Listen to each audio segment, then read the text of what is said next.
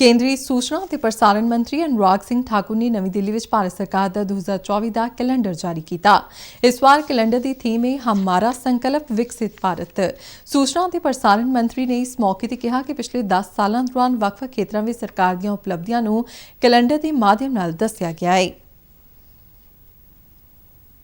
ਹਮਾਰਾ ਸੰਕਲਪ ਵਿਕਸਿਤ ਭਾਰਤ ਦੀ ਥੀਮ ਉੱਤੇ ਆਧਾਰਿਤ ਭਾਰਤ ਸਰਕਾਰ ਦਾ 2024 ਦਾ ਕੈਲੰਡਰ ਸ਼ਨੀਵਾਰ ਨੂੰ ਨਵੀਂ ਦਿੱਲੀ ਵਿੱਚ ਜਾਰੀ ਕੀਤਾ ਗਿਆ। ਕੈਲੰਡਰ ਦਾ ਹਰ ਪੰਨਾ ਵੱਖ-ਵੱਖ ਮਹੀਨੇ ਦੀ ਥੀਮ ਨੂੰ ਦਰਸਾਉਂਦਾ ਹੈ। ਹਰ ਪੇਜ ਉੱਤੇ QR ਕੋਡ ਦਿੱਤਾ ਗਿਆ ਹੈ ਜੋ ਉਸ ਮਹੀਨੇ ਦੇ ਥੀਮ ਦੇ ਬਾਰੇ ਵਿਸਥਾਰ ਸਹਿਤ ਜਾਣਕਾਰੀ ਦੇਵੇਗਾ।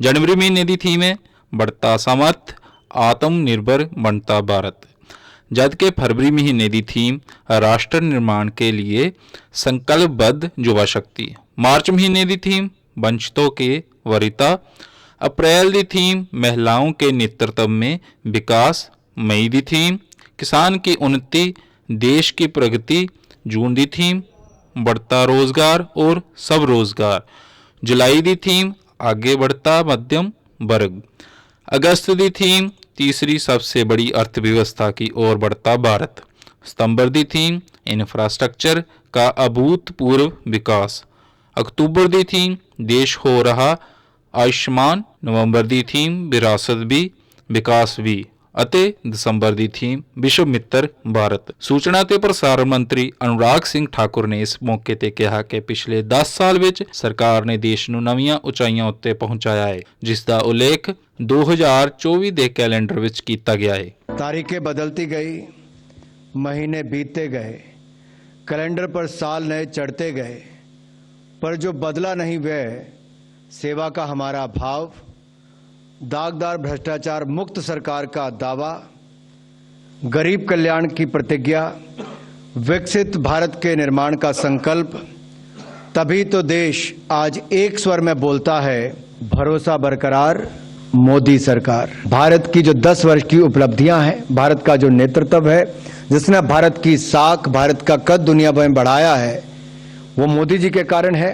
और इस मोदी सरकार के लगभग 10 वर्ष पूरे होने वाले हैं और उस अवसर पर 2024 का कैलेंडर लॉन्च करते हुए मैं यही कहूंगा, सपने नहीं हकीकत बुनते हैं, तभी तो सब मोदी को चुनते। ਸੂਚਨਾ ਤੇ ਪ੍ਰਸਾਰਣ ਮੰਤਰੀ ਨੇ ਕਿਹਾ ਕਿ 2014 ਵਿੱਚ ਭਾਰਤ ਦੀ ਅਰਥ ਵਿਵਸਥਾ ਦੁਨੀਆ ਵਿੱਚ 10ਵੇਂ ਨੰਬਰ ਤੇ ਸੀ, ਪਰ ਸਰਕਾਰ ਵੱਲੋਂ ਪਾਰਦਰਸ਼ਤਾ ਅਤੇ ਜਵਾਬਦੇਹੀ ਯਕੀਨੀ ਬਣਾਏ ਜਾਣ ਨਾਲ ਅੱਜ ਦੇਸ਼ ਦੀ ਅਰਥ ਵਿਵਸਥਾ 5ਵੇਂ ਨੰਬਰ ਤੇ ਪਹੁੰਚ ਗਈ ਹੈ। मैं जब भी कोई एमपीज का डेलीगेशन लेके विदेश जाता था तो सबसे बड़ी चुनौती आती थी कि क्या भारत में भ्रष्टाचार मुक्त होगा, क्या घोटाले बंद होंगे, क्या भारत की लड़खड़ाती चरमराती अर्थव्यवस्था खड़ी हो पाएगी। At that time India was among the fragile 5 economies of the world and today India stands as the 5th largest economy of the world।